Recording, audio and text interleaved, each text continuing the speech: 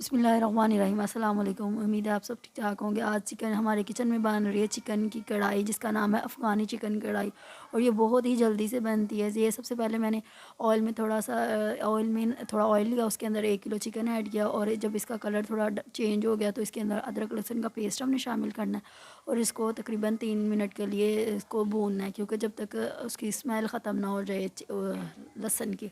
ठीक है, साथ ही हमने 4 अदद टमाटर लिए थे, जिसका मैंने पेस्ट बना लिया था। ठीक है, अब टमाटरों के साथ हमने इसको भूनना है चिकन को ना।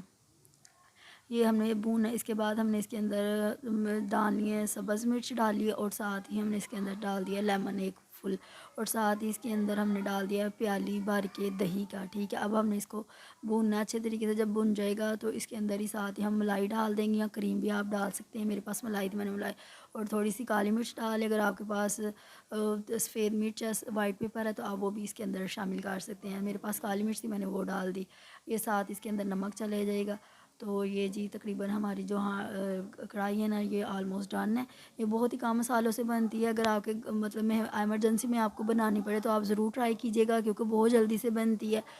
तो ये इसके अंदर थोड़ा सा पानी ऐड कर लिया, ताकि ये जो चिकन है ना अच्छे तरीके से गल जाए। फिर इसके ऊपर कवर कर देंगे, और तकरीबन 5 मिनट के लिए हम इसको पकाएंगे। ये जी हमारी तकरीबन माशाल्लाह से ये तैयार है।